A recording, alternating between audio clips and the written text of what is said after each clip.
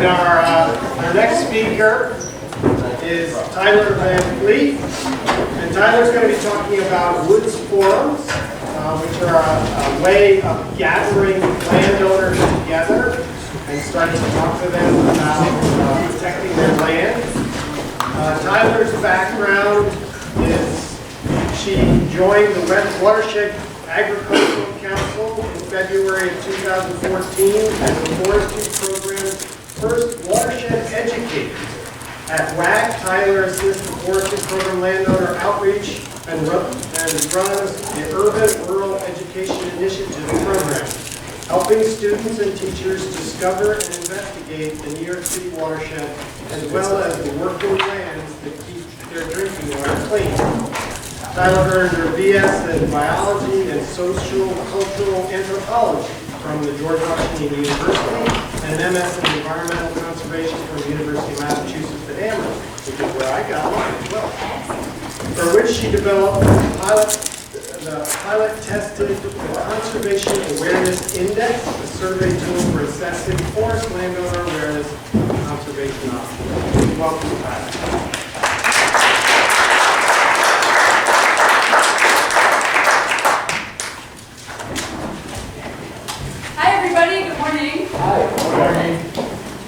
It's a true honor to be here. There are a number of familiar faces in the crowd. I did do forest protection work in Massachusetts and Connecticut, where I hosted a number of woods forums events. In my current capacity as watershed educator at WAC, Watershed Agricultural Council, I work with students, teachers, and landowners to teach them how land stewardship protects our water quality. I am going to take us on a journey, a road trip of sorts, discovering what this tool, called the Woods Forum, is, how we can plan one, and how it fits into your toolkit of strategies. I'm using a software called Prezi. Raise your hand if you're familiar with Prezi. Yeah. So I've heard, I'm new to it, I'm experimenting. I've heard that it can make people feel a little nauseous because you zoom around. So if that's the case, close your eyes. I'll assume you're not sleeping. You're just trying to get through the presentation. So without further ado, let's get started. You should all have a pink slip of paper in front of you. I passed those out earlier. We're going to start with a quick warm-up activity. So what I'd like you to do is just take 30 seconds to answer this question on your sheet of paper. Write down 3 common questions that landowners in your area have about their land. 30 seconds.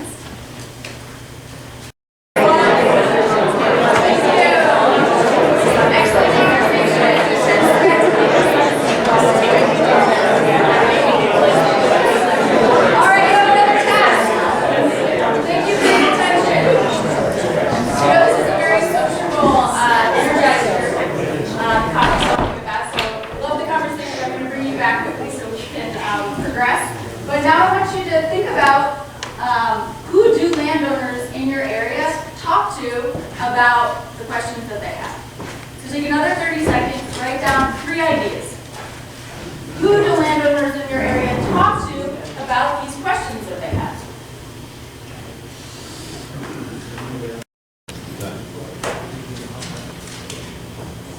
All right, wrapping up your ideas.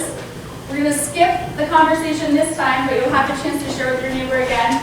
Now I want you to, we're here in 3, estimate what percentage, just a rough estimate, of the landowners in your area actually do talk to each of these sources that you just wrote down. Rough figure.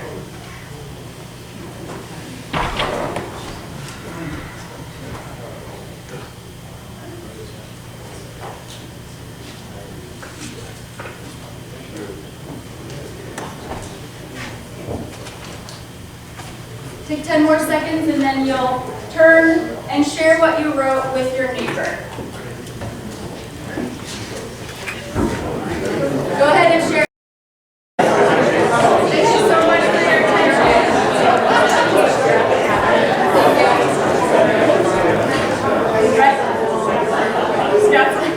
All right. I'd love to hear out from some folks. With a hand, share out what was a group or a resource that landowners turned to that had a high percentage that you estimated of actually going in? What was the high percentage resource that you spoke about with your neighbor? Anyone? Friends and neighbors. What percentage did it vote? 15. Half of landowners probably do talk to their neighbors about their land. Okay. What was the lower percentage on your list? Children? What percentage did you give them? Okay. Anybody else? Town officials, about 15%. Okay. Real estate agent, 5%. High percentage. Okay. In our area, it's more like professional experts, landscaping or that kind of thing. High? High, yeah. Okay, excellent. Well, now that we've got our brain warmed up, this little activity kind of highlights the challenge that we are facing. We have a lot of landowners on the landscape. They have different financial situations they're dealing with, different emotional ties to the land that they own, different family dynamics in which their ownership exists, and different priorities. That means people have different questions at different times. And then you look across a landscape and maybe your knees are quaking. This is looking a little overwhelming. How are we going to meet everybody's needs and move them along this path towards greater conservation? I think the human dimension of this conservation challenge is actually a real source of opportunity. Because from research, we do know that landowners talk to one another. And just anecdotally from this group, we know that friends and neighbors, other landowners, are people that other landowners turn to and do indeed have conversations with. There's a trust there in that peer-to-peer relationship. And we know that landowners exist within social networks. So a group like this, a regional partnership, has an opportunity to bring more of these pieces together and support and build this existing network. So when we're looking at a group like ours today, we have expertise, different forms of support we can offer, bringing peers together and connecting them with resources. And so the tool is the Woods Forum. And it's a pretty simple concept. You host an event where you're creating a space for these pieces to come together. And you, as the locally embedded conservation experts, are very well positioned to do this. You're creating a space where landowners can connect with other landowners, with local experts. They can exchange ideas, questions, concerns, information, advice, and they get support. Just like Emma and Mary brought up in their presentation earlier, lack of confidence is a real issue. And when we're looking at long-term, complex decisions that landowners are trying to make about their land, providing ongoing support to meet that lack of confidence is critical. And the Wood Forum can be adapted and repeated as you go through the process, learn about your audience, and can tailor events and support to the needs of the audience. Because ultimately, we're trying to help individual landowners make their own progress down their unique path towards conservation. So in your folder, on the right side of your folder, you're going to see a how to organize a Woods Forum. This is a document that I created when I was working as the coordinator of the MassCon Sustainable Forest Partnership. And I've gone back and updated it and added some things, but it's really a step-by-step how-to guide specifically about Woods Forums. However, a lot of the ideas in here ring true for any kind of event you're going to be hosting. And this was originally written by myself, but I got a lot of input from colleagues within the Massachusetts conservation community. So what I want to do now is just highlight some things from this guide, and then we'll have more of an open conversation about questions and thoughts we have about this tool. So generally, what what is a woods forum? I just pitch it as, it's a gathering for landowners to meet one another, ask their questions, get some advice. The location is really critical. You want people lining up to come to your woods forum. The more people there, the more connections will be made, the more likely it is landowners going to connect with someone who can help them along their path. So how do you get people to line up at the door? Well, one idea is to host it at a location that's appealing or intriguing. So a place in town or in the region where you think people would be excited to go to, regardless of the program they want to go. So get them that way. Does anyone recognize the second picture here, where that is?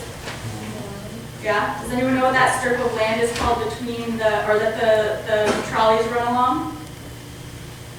Well, it's called the neutral ground. So you may want to choose an appealing location, or you may just want to choose neutral ground. Okay? Pick a place in town where everyone's going to feel comfortable coming. Either it's a library, community room, American Legion. Those are some places where I've hosted these events in the past.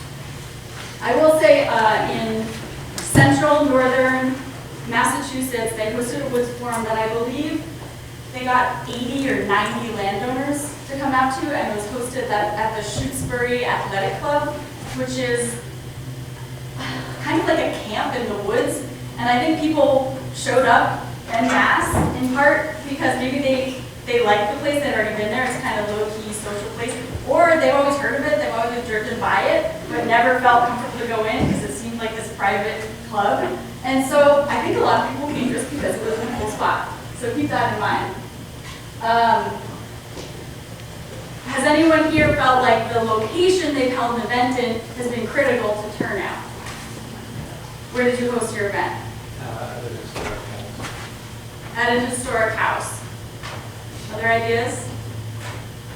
Appealing locations? Bill? Well, we had a woods forum that was for a focal area, North Reading, Southern Bethel, and we had it at Highstead. We hosted there, and I believe that was an attractant. But I will just say about the Shrewsbury Woods Forum, I saw some of the evaluation for that, and one of the feedback was you can have a too big woods forum. So 80 to 100 people felt like it was too big. There wasn't the intimacy that you can kind of get with a woods forum. So that's just something to keep in mind. Definitely, thanks. How else do you get people to come? Provide a hook. One example is to host a woods walk prior to the event. This was at Clearpool, not far from here in Carmel, New York. We hosted a woods walk prior to the meeting. It's in a model forest where we had recently installed best management practices on roads going through the forest. And so we were able to take folks out on a walk and show them some real hands-on things they could do on their properties. That was a draw. Other hooks might be a local issue, a change in policy or regulation at a local level, the arrival of an invasive species, something to get people in the door, but ultimately it's that space where connections can be made that you're really shooting for. In terms of materials, this is an exciting new approach that my colleague Ron Frisbee at Cornell Cooperative Extension has used. Is anybody familiar with the forest story cards? Anybody? Oh, Mary. Where's Marilyn? So I've got a set here, and I encourage you to find me during the day and take a look at it. But it's essentially, it was developed by Cornell and Penn State University. It's a deck of cards that's just photographs of different things in the forest. Different pictures about land ownership, from management to wildlife to threats to concerns. And so what Ron did was set up the cards, just spread them out on a big table right near the sign-in sheet. People show up. You ask them to grab a card that resonates with them. And then once you start the program and get introductions going, ask people to show the group their card and explain why they chose it. And it's a way to get people talking about their connection to their land. They may pick something that appeals to why they own it, the things they value, a concern that they have. And it's helpful to have a colleague jotting down the topics that come up during the forest story card share out And then you can sprinkle those themes back into the forum to get the conversation going. There's also a Woods Forum presentation. There's a Massachusetts version. My colleague Ron has made a New York version.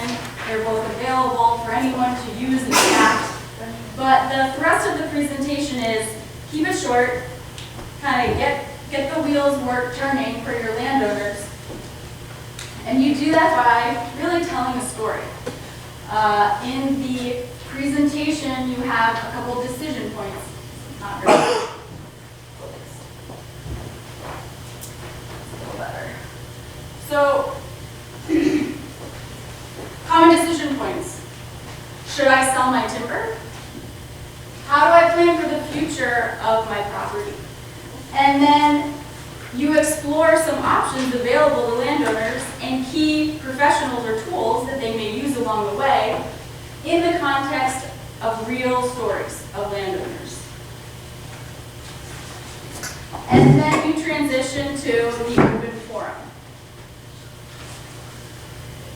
A couple of notes on attendees, and this will get at Bill's point, is you'd like to have at least 15 landowners in the room.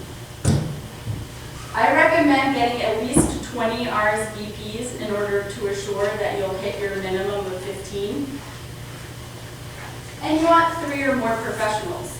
And this ratio is really important. You can certainly invite landowners with whom you work, kind of these ambassador landowners that are great examples, have a lot of experience, but you don't want, the landowner kind of coming out of the woodwork at an event for the first time to feel overwhelmed, to be in the minority. So keep that in mind. And I think, Bill, you're right. I think the 80 landowners at Shrewsbury Athletic Club became a little untenable in terms of really facilitating those more intimate conversations. So in terms of how to promote an event like this, we've used postcards to landowners within our target region, pick a minimum acreage, go through the tax rolls, send it out. Critical to follow up with phone calls. It takes time, it takes people, it's frustrating, but it is so critical. Get people's numbers from white pages online or whatever other source you have and start calling folks. And be that positive, enthusiastic voice on the other line that tells them this thing's really happening, it's going to be fun, and it's going to be well attended. And talk up the fact that food is going to be available. Refreshments will be served. Hamburger phones will not be distributed, but food will be available. And then in terms of actually how to use one of these things, here's Ron. This is at Clear Pool again, nearby in New York. He's giving the short presentation, which shouldn't be more than 15, 20 minutes. And a key to facilitating one of these is to give yourself time for people to come up with questions. And be okay with awkward silences. It'll take, some lubricating to get people kind of opening up. Story cards certainly help with that. You can revisit some of the themes that came up there to get the conversation going. But this is not an opportunity for the professionals to speak and be the experts. It's a chance to, again, create the space for those landowner issues and concerns to really rise. And you want to wrap up so that there's enough time at the end for real casual, meaty conversations to happen amongst your attendees. And finally, you always end on a very positive note. This is a slide that my mentor, David Kittredge, and Paul Catanzaro at UMass love to end their presentations with, just really underscoring for landowners that you're important. We understand that it's difficult to make these decisions, and we support you in your efforts. You're the amateurs doing the hard work, and we're here to help you do it. Evaluation is really critical, and there are a couple of ways to approach it. We always hand out a one-page evaluation, like that formal evaluation, but there's there's a lot that you can learn about your event and its success just by looking and listening. So as people are asking questions, jot down those topics that come up.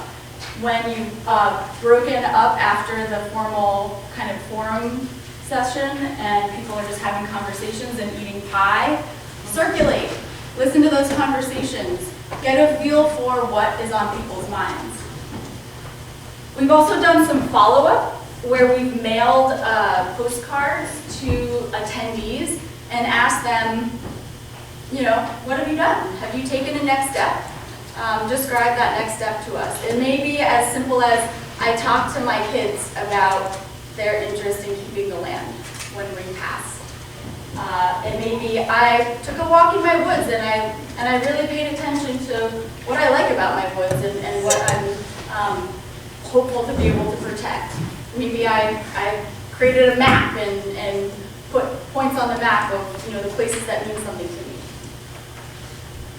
And I can't stress enough how just having a conversation is evaluation.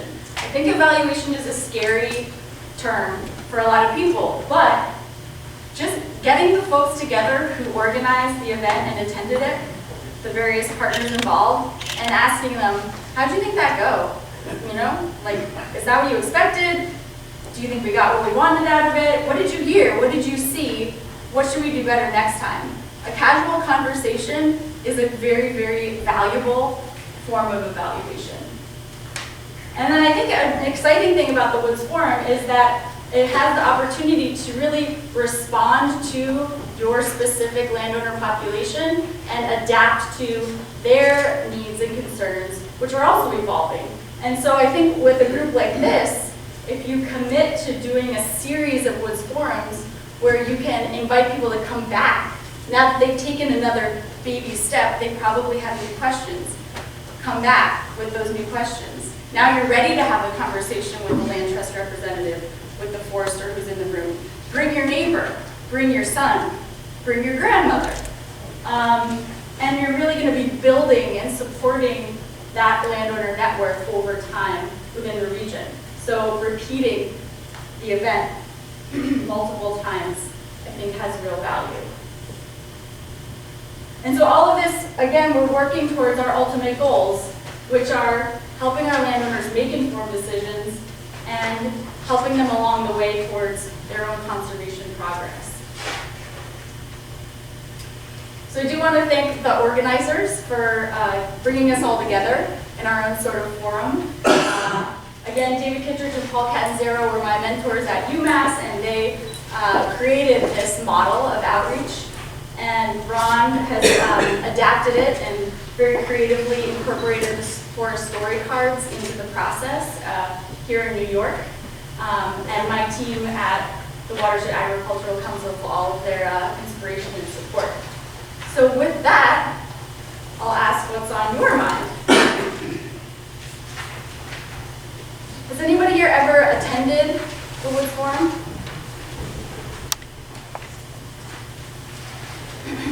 What do you think went well? The forest story cards are really amazing, actually. They really surprised me when I picked up my card, and I was really impressed to see just the differences and what attracted all of us about these. Some people picked up wood products. I picked up a picture of a child with binoculars looking out into the woods, and it really just broke down some of the barriers right away. So I would really emphasize using those in the future. Pie also works really well at this forum. Do you want to talk about that a little bit? What does? Pie. Pie. Oh, yes. It really does. The right refreshments make all the difference. And talk it up. So in your how-to guide, you'll see the contact information for obtaining forest story cards. I also have some really helpful tools, a basic script for when you make those follow-up phone calls to the folks you've mailed to. And let me tell you, you mentioned on that brief phone interaction that the refreshments will be served. And if you know it's homemade pie, you say so. Absolutely. Marilyn? Now, one thing I want to mention too is those story cards are great for woods forums, but we've also used them in legacy programs too. So when you're trying to get a group of people together who are sort of planning for something inevitable, it's nice for them to share, you know, what's important about their land, especially intergenerationally. You know, we'll have, you know, parents and children come, and sometimes grabbing that story card and then sharing between themselves. It's like, well, I didn't know you thought that way. And it's a tool that has multiple applications. So, you know, I think it is, it has value. Yeah. Bill? I think the pause is really important, and providing a space and not having experts. The experts who are there, like, they typically will be in programs, they'll expect to fill that pause right away. But you have to really instruct your experts to kind of chill, just be there in the background, and actually let other landowners, other neighbors answer the questions if they have the answers. And that's something that we, in the Reading Bethel Woods Forum we had, I think we were all, the people, land trust folks and high school folks, we were surprised by how well informed our own landowners were. They were answering each other's questions, and through that, had this really nice exchange going on. When there was a gap in the knowledge, then an expert, we had a forester there, he was able to step forward and answer the question. So I think those of you who are going to facilitate a Woods Forum, that kind of holding the space is really, really important to give landowners a chance to kind of get the courage and have the space to be able to step forward into that opportunity. Absolutely. Being okay with awkward silences, and then reflecting questions back to the audience. Because as a facilitator, you're standing up front. Typically, an event, the person standing up front has all the answers. So it's natural for the landowners in the room to direct their questions and comments to you. So it's a real skill, and it takes practice to then say, well, how about anybody else? Does anyone else have experience with that? Or someone, you know, decide to do that same thing? Or did anyone take a different approach to that problem? Or what would you do if you were in that situation? You know, those types of kind of reflective questions back to the group are critical. Yes? The facilitator has to be prepared to handle one person who tends to dominate the discussion, positively or negatively. That can be very difficult, but it can be done. Do you have experience doing that? Point them to the pie.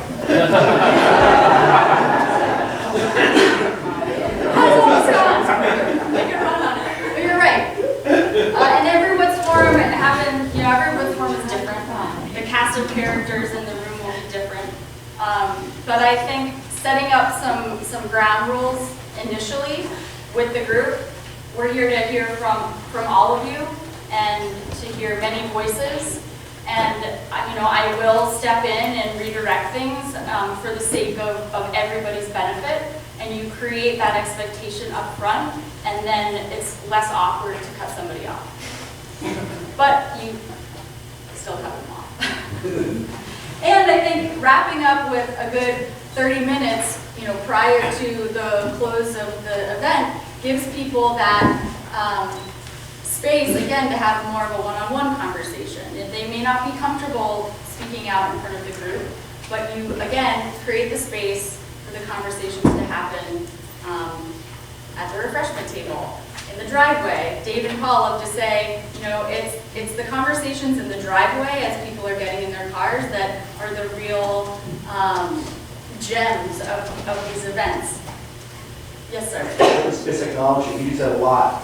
We people at the coffee table is where the best conversations take place. In here, everyone's quiet. Break time, that's the best time.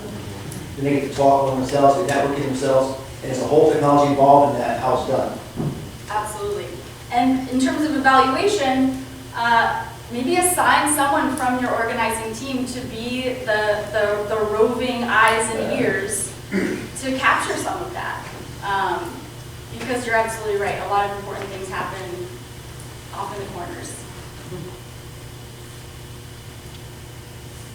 Yes? You talked about the optimal size and you don't want to have too many people. But what about some of the strategies for deciding who to invite in the first place and do not invite and how to kind of figure out the audience and who you want and who you don't want there. You mean in terms of the landowners Yes, or the yes. professionals? The landowners. Yeah.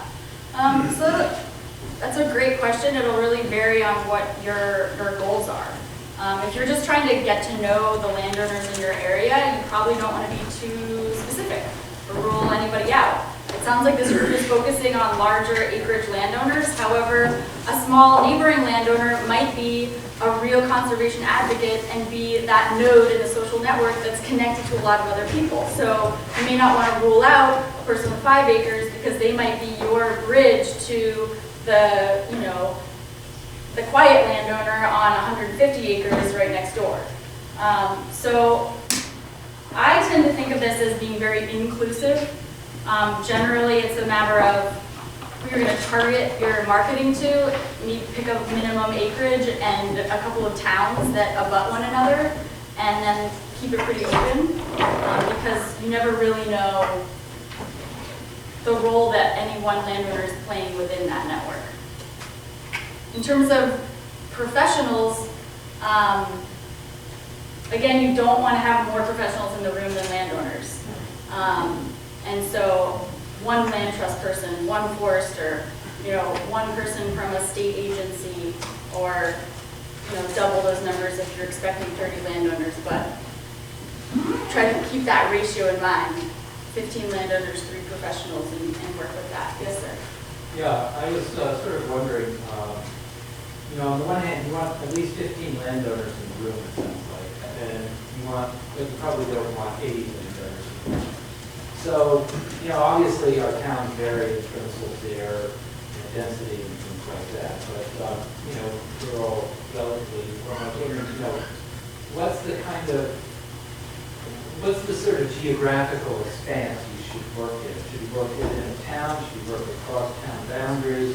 Obviously better, I suppose, if you have people who know each other at these events because they're more likely to start talking to each other because of that social or that proximity or something like that. But, we've never done one of these things, so I'm trying to wrap my mind around it. Is it a little bit of what we've been doing between Highstead, the board, and Westchester Land Trust is trying to put together a model that helps to kind of narrow the population down to the people you're interested in that meet the criteria, the list of properties meet the criteria of what we're interested in.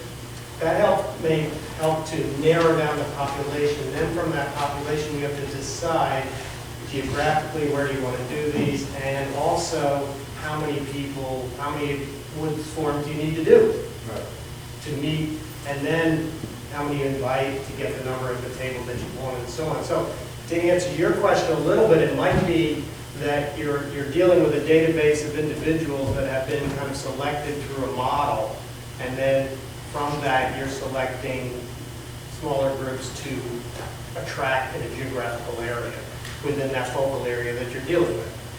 I mean, that's why the focal areas were put together, is to create a big geographical area, and the model's put together to limit the people within the geographical area that meet the criteria of what H2H is trying to do, and then your woodland form is a way to actually get them to the table and invite them.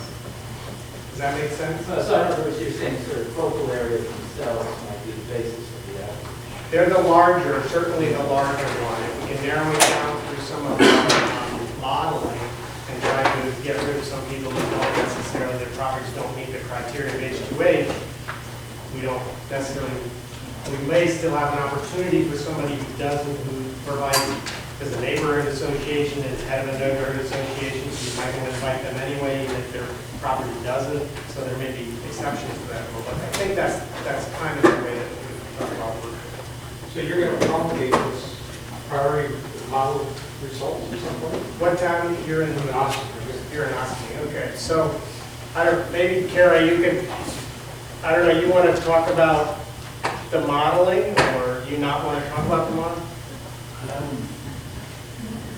Yeah, not now. I know Dave's got a question. Let me just piggyback on. There's a mapping modeling process that helps to identify the focus areas first. And if all the lands, say if you have 5,000 landowners, 5,000 parcels or 10,000 parcels in the focus area, of those maybe say 1,000 parcels have resilient landscapes and tributaries or buffer tributaries. So they're the land's resources that this group is most interested in. But the other thing that we're going to be doing is we're going to be using the tele research and that program to speak to a segment of all the types of woodland owners, maybe the woodland retreat owners. So we're going to message to them to attract them to come to the Woods Forum. The key thing about the numbers of people, hey Jay, it's the numbers of people are important, but the key with by using the tele method, it's not so much the number of people as who's coming. The people who come are the ones who will be most amenable to doing something, most amenable to wanting to learn more about what you're selling them because you're speaking to them.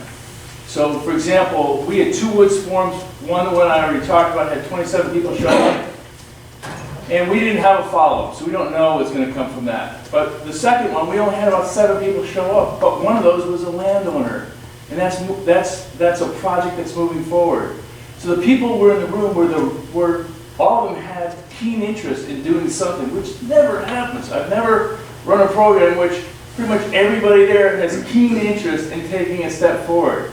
So I think the point is we're testing a model, we're refining it, we're applying it to this landscape, but using the science that's available to us, we're going to be speaking to people who are most interested in a follow-up step. Yeah, but my question was, I'd like to know who the name of individuals in a local area like Austin who meet your criteria. So my question was, are you going to be promulgating results of this model? I don't care how the model's done, but who are the people that we're to be thinking about inviting? Is that going to be? You want to speak to that? Yeah, definitely. I mean, within whoever's in charge of, whoever is the primary person who's working, like if you're a Westchester Land Trust and working with Westchester Land Trust, or you're working with Miamiscourt, or you're working with Highstead, that person is going to have this data. And this data is going to be analyzed, and we're going to have, with that data comes the name of every person, their address, their information. So that information is going to be provided. Okay. That's sort of the next step for somebody local. That's the step that comes Do before. I know any of these people? Any of these landowners? If I don't know any of them, I got to listen hopefully. Well, you can always add to the pool for sure. Right. Yeah, if there are people you think that should be. Well, yeah, I was thinking the other way around. Who are the people that you think I should be approaching? And then I'll try to find out who they are. So these are the types of questions that are going to move the planning process forward, and you'll have more time to work in smaller regional groups and through the tele process to really hone in on who are we talking about. I'm going to wrap up, and we're going to move on to the next speaker, but thank you very much for your time, and come and see me and come and check out this 4-story park.